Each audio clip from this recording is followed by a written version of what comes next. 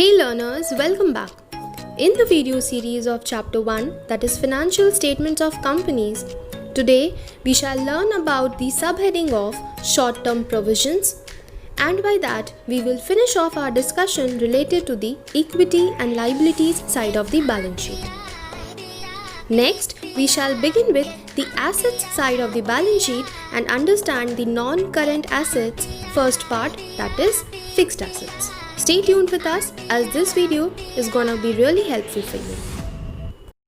Short-term provisions are the provisions against which liability is likely to arise within 12 months of the date of the balance sheet. Pretty obvious, if there is a liability which can arise or which is likely to arise within 12 months of the balance sheet date, then what is such liability called as? That is current liability. And for those current liabilities, in case we are making any kind of provisions, then those provisions are called as short-term provisions. Clear? Let's have a look onto the examples. Provision for doubtful debts, provision for employee benefits. Now employee benefits we have already discussed before, but this specific employee benefits is for those employees who are supposed to retire within 12 months. Clear? Suppose there is an employee who is going to retire in the next 4 months. So for them, whatever provisions we are making, that will come under the heading for provision for employee benefits under short-term provisions. That we have to keep in mind, right? And last is others like provision for taxation. So over here we have discussed about such provisions which are made for those liabilities which are to be arise for a period of less than 12 months. Examples we have discussed: provision for doubtful debts, provision for employee benefits, employee as in who are going to retire in the next 12 months, and provision for taxation. Clear? Done. Now by this we've completely finished off with the equity and liability side of the balance sheet.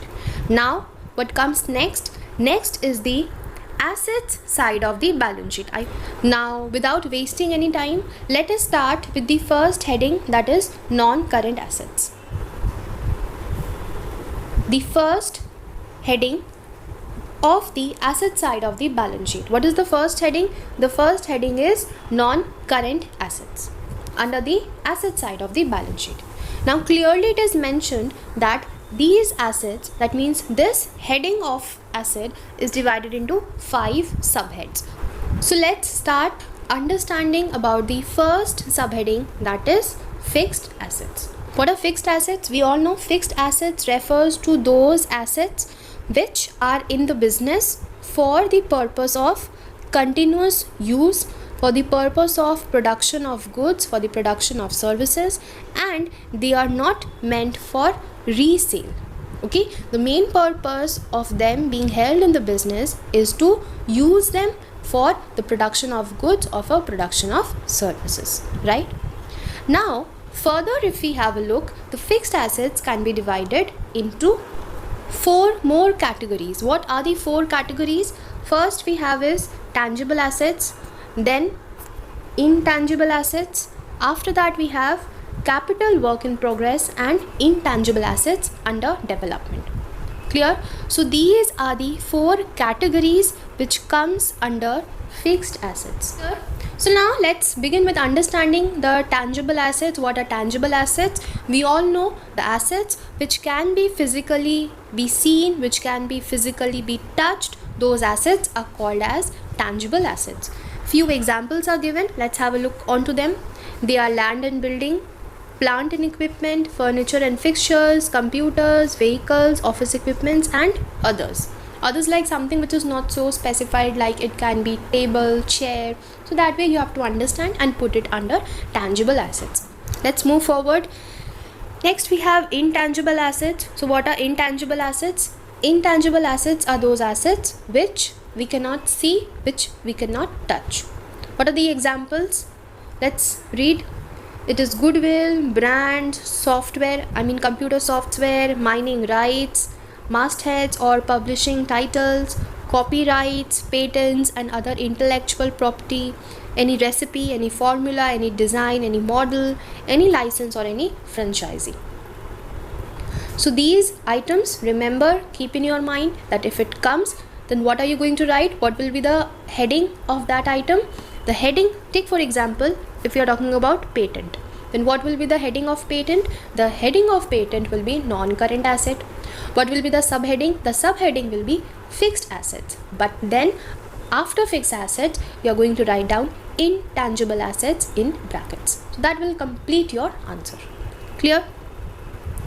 Now, few things are written in brackets like accounting treatment not to be evaluated, same over here, and same over here. What does that mean? It means that for these items, no accounting treatment or further meanings will not be asked. Just you need to keep the name of these items specific into your mind that it comes under which headings and subheading. That's it. Clear? Next, if we move forward, we have capital work in progress. What is capital work in progress? It refers to such fixed tangible assets which are under construction. Work in progress means what? It has not been completed. It is yet to be finished. Okay, it's still in the process. It's still under constructions.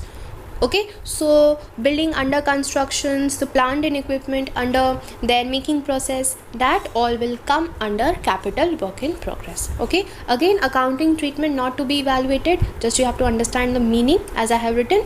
Fixed tangible assets which are under construction. And what are the examples? Building under constructions, plant under constructions, equipment under construction, whatever is under construction, plus that is a fixed tangible asset. Those will come under capital work in progress. Now over here we have discussed about the fixed tangible assets which are under construction. But sometimes it may happen that there are certain intangible assets also which are not fully complete, which are in their construction period. What about them? So for them we have the next subheading, that is the intangible assets under development. So specifically, capital work in progress is for the fixed tangible assets, and the intangible assets under development is for the fixed intangible assets, like for patents, for intellectual property, for any kind of rights. If they are still not fully prepared, if they are still not completely done, then under what subheading it will come? It will come under intangible assets under development. Clear? Very simple.